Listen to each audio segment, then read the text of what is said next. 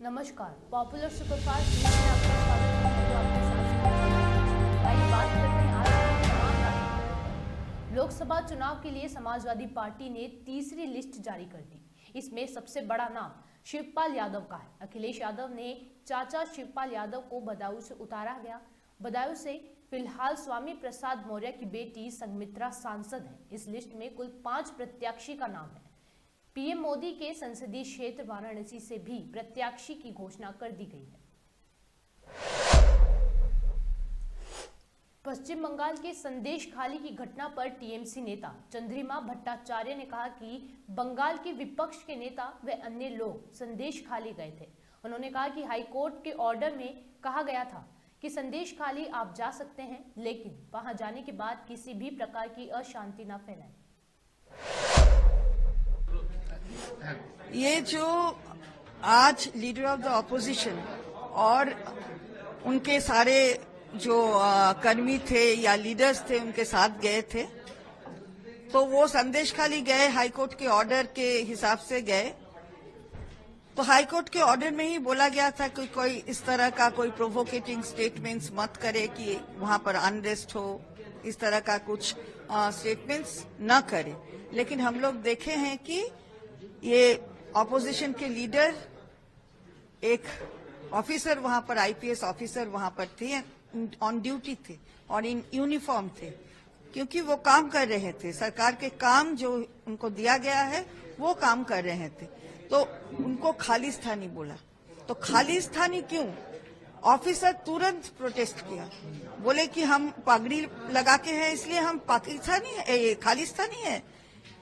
ये किस तरह का एलिगेशन आप कर रहे हैं? तो वो खुद भी बहुत उसमें उसको गुस्सा आया, उनको गुस्सा आया और हम सबको गुस्सा आया कि इस तरह का जो डिवीजन कर रहे हैं, इस तरह का डिवाइसिव पॉलिटिक्स कर रहे हैं, उसके विरोध में सिख जो यहाँ पर है, वो सिख जो संप्रदाय के लोग हैं वो भी जाके प्रोटेस्ट किए। तो वो बोल रहा है कि तृणमूल है, तृणमूल करने से क्या सिख जो है उनका पगड़ी का जो कीमत है वो कम हो जाता है क्या? तो पगड़ी का एक कीमत होता है, इसको मालूम होना चाहिए। ये पहला बार नहीं, बहुत सारे बार ये सब किया है। केंद्रीय सरकार में जो भी है, प्रधानमंत्री जी भी बोले हैं कि ये जो प्रोटेस्ट कर रहे हैं इसके कपड़े से इसको समझो कि ये कौन संप्रदाय के लोग हैं। तो ये ट्विटर अगर किए हैं तो वो ट्विटर्ड होके ये सभी बोलेगा, इससे और ज्यादा हम लोग क्या आशा करेंगे? लेकिन एक्शन लिया जाएगा।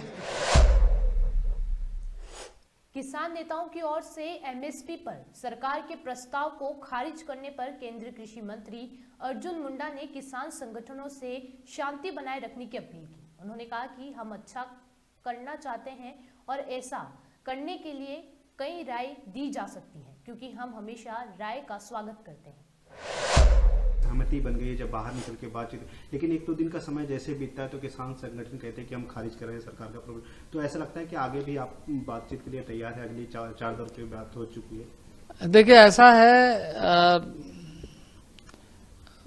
हम अच्छा करना चाहते हैं और अच्छा के लिए कई सुझाव आ सकते हैं और अच्छे सुझाव का हम हमेशा स्वागत करते हैं।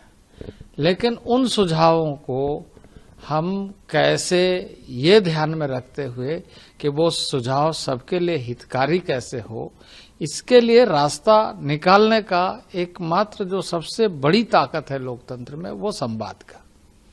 उसके माध्यम से, और मैं कहूंगा कि मैं जैसे पहले हमने बातचीत किया है, समाधान न निकला हो, मैं मानता हूं कि कुछ लोगों की इसमें सहमति नहीं है, नाराजगी है या कुछ भी हो, लेकिन हमें इसमें संयमता के साथ इस बात को ध्यान में रखते हुए कि हम ऐसे समस्या या ऐसे विषय या ऐसे सुझाव को हम एक रचनात्मक दृष्टि से देखते हुए हम ध्यान में रखें और कोशिश ये करें। और हम जब इसमें लगातार इस तरीके से चर्चा करेंगे तो आगे हम बढ़ेंगे, क्योंकि हमारी लोकतांत्रिक ताकत यही है कि हम अपने विषयों को सही ढंग से रखते हुए हम उस पर लगातार संवाद बनाए रखें। तो मैं अपील करूंगा सभी लोगों से कि वो ऐसे समय पर संयमता से काम लेकर हम अपनी वार्ता को जारी रखें और इस जो विषय जिसको हमारे भाइयों ने उठाया है उसका समाधान। दिल्ली कूच से ठीक पहले किसान नेता श्रवण सिंह पंडेर ने बड़ी बात कही। उन्होंने कहा कि कोई युवा किसान आगे नहीं जाएगा, केवल किसान नेता आगे जाएंगे। उन्होंने कहा कि हम इस आंदोलन को शांतिपूर्ण तरीके से आगे लेकर चलेंगे। ऐसे में अगर सरकार की ओर से हम पर हमला किया जाता है तो भी हम खाली हाथ सामना करेंगे। सुनिए और क्या कुछ कहा उन्होंने। हम लोगों ने फैसला किया है कोई युवा कोई किसान मजदूर आगे नहीं जाएगा, लीडर बढ़े जाएंगे, आगे जाएंगे, पीसफुली सरकार प्रहार करेगी, खाली हाथों से जुड़ेंगे। सरकार हमारे ऊपर अटैक करने के लिए तैयार हो गई, बीएसएफ पंजाब में भी घुसाई गई। हम अपने जवानों के ऊपर अटैक नहीं करेंगे, वो हमारे हैं। हम सरकार से आज भी मांग करेंगे कि दिल्ली से बड़ा फैसला करें। आप कहें कि एमएसपी का गारंटी कानून बनाएंगे, ये सारी स्थिति समाप्त हो सकती है, ये गतिरोध खत्म हो सकता है। तो ये निर्णय है कि हम पीसफुली शांतमयी ढंग से आगे बढ़ेंगे, उस कमिटमेंट पर खड़े हैं। अगर हम मर भी गए, सब देश के वासियों को, युवाओं को अपील करते हैं इस आंदोलन को पीसफुली चला दें। पीसफुली आंदोलन, सरकार खत्म होएगी, हम जीतेंगे। इस आंदोलन को हमारे पीछे भी जारी रखना है, ये निर्णय है।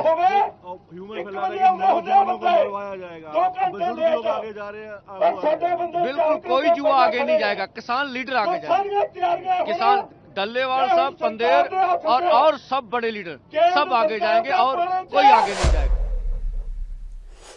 भारत जोड़ो न्याय यात्रा के दौरान रायबरेली के सुपरमार्केट में राहुल गांधी ने बोलना शुरू ही किया था, तभी निकट भाजपा कार्यालय के सामने भाजपा पार्टी का झंडा लेकर बाहर निकल आए।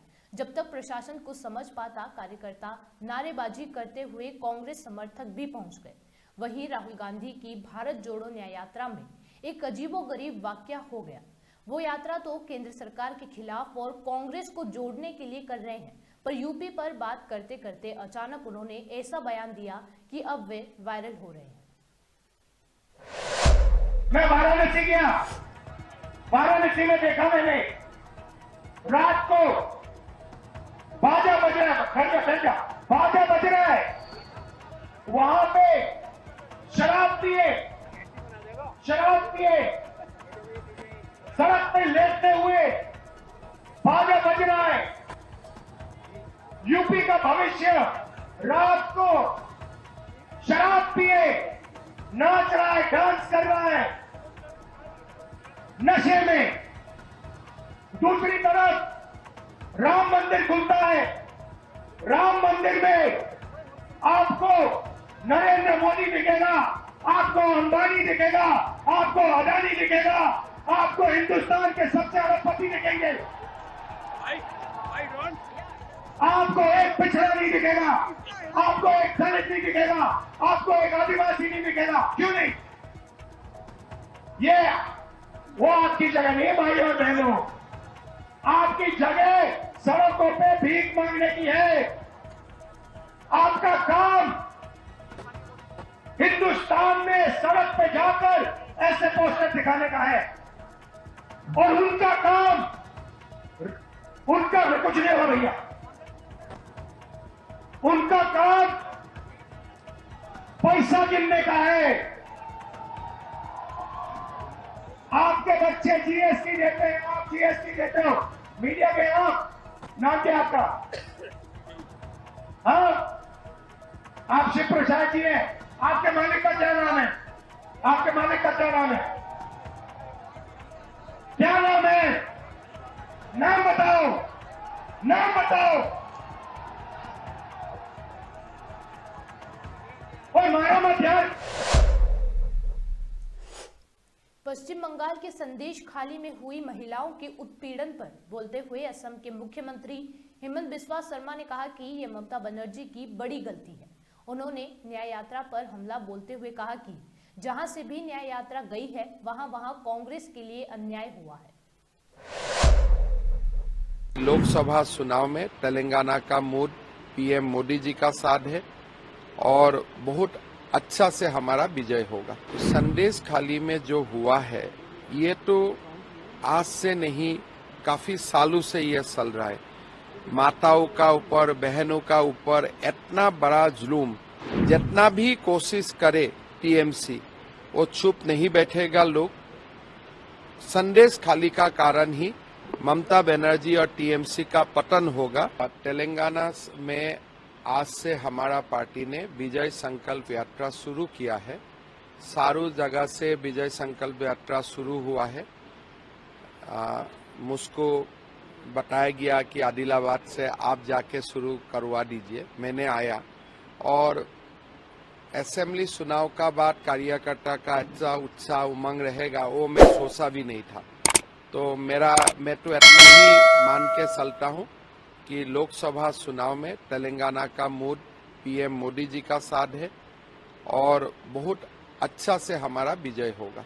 एनसीडब्ल्यू की टीम संदेश खली गई थी, जिस तरीके से वहां पर हिंसा हो रही है, मुख्यमंत्री ममता बनर्जी पर भी तमाम आरोप लगाए जा रहे हैं रिपोर्टर्स से। देखिए, संदेश खाली में जो हुआ है ये तो आज से नहीं, काफी सालों से ये चल रहा है।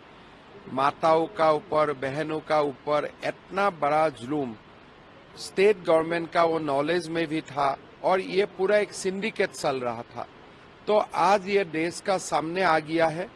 जितना भी कोशिश करे टीएमसी वो चुप नहीं बैठेगा। लोग संदेश खाली का कारण ही ममता बनर्जी और टीएमसी का पतन होगा, ये मैं मानता हूँ। इस बीच एक और बड़ी कयास लगाई जा रही है कि कमलनाथ जी और उनके बेटे नकुल नाथ भी अब कांग्रेस छोड़कर बीजेपी। देखिए, मैं जो लोग कांग्रेस में है उसका ऊपर मैं अटकली नहीं लगाता हूँ, वो मेरा काम नहीं है। अखिलेश यादव से सीट शेयरिंग पर बातचीत हो रही है कांग्रेस की, भारत जोड़ो न्याय यात्रा में वो शामिल नहीं। आप देखिए, जहाँ जहाँ न्याय यात्रा आगे बढ़ रहा है वहाँ कांग्रेस कोलैप्स हो रहा है। जैसे पहले असम आया, अभी असम का सारे कांग्रेस विधायक भाजपा से जोड़ गया। बंगाल में गया, टीएमसी का साथ गठबंधन टूट गया। बिहार में गया, बिहार का सरकार का पतन हो गया। झारखंड में गया, झारखंड का सीएम का ही पतन हो गया। अभी यूपी जा रहा है, यूपी में भी अखिलेश यादव का साथ झगड़ा हो गया। तो जहां ये न्याय यात्रा जाएगा वहां कांग्रेस के लिए अन्याय। भारत में अमेरिका के राजदूत एरिक ने नई दिल्ली और वॉशिंगटन के बीच संबंधों की सराहना की। साथ ही जोर देकर कहा कि दोनों देशों को सह विकास पर अधिक मजबूती से काम करके दुनिया के लिए आदर्श बनना चाहिए।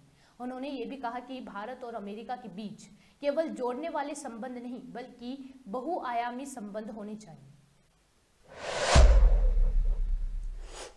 ऊर्जा सहयोग भारत और रूस के बीच द्विपक्षीय संबंधों का एक और मजबूत स्तंभ बन गया। मॉस्को द्वारा प्रदान की गई तकनीकी सहायता से भारत का सबसे बड़ा कुंडनकुलम परमाणु ऊर्जा संयंत्र यानी कि KNPP तमिलनाडु में बनाया जा रहा है। वही हम आपको बता दें कि पिछले 18 महीनों में भारत रूसी तेल से सबसे बड़े आयातकों में से एक रूप में उभर के सामने आया है। जिले के रामगढ़ चौक थाना अंतर्गत बिहिरोरा के समीप ट्रक एवं ऑटो की आमने सामने की टक्कर में 9 लोगों की मौत हो गई, जबकि 6 लोग गंभीर रूप से जख्मी हैं। सभी घायलों का इलाज सदर अस्पताल में चल रहा है। सभी घायलों की हालत चिंताजनक बनी हुई है। मृतकों में एकमात्र ऑटो चालक थाना अंतर्गत महिसोना मकराटोला के महावीर गोस्वामी के पुत्र मनोज गोस्वामी 35 वर्ष की पहचान हो पाई है।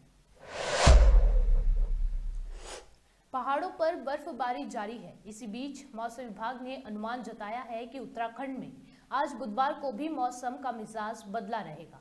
कई जिलों में बिजली चमकने के साथ ओले पड़ने का येलो अलर्ट जारी किया गया। बारिश को लेकर भी मौसम विभाग ने भविष्यवाणी की। IMD के अनुसार अगले 24 घंटों के दौरान दिल्ली NCR के साथ साथ कई राज्यों में बारिश हो सकती है। सुपरफास्ट टॉप 10 न्यूज में आज के लिए सिर्फ इतना ही। देश और विदेश की तमाम बड़ी खबरों से जुड़े रहने के लिए देखते रहिए पॉपुलर टीवी। धन्यवाद।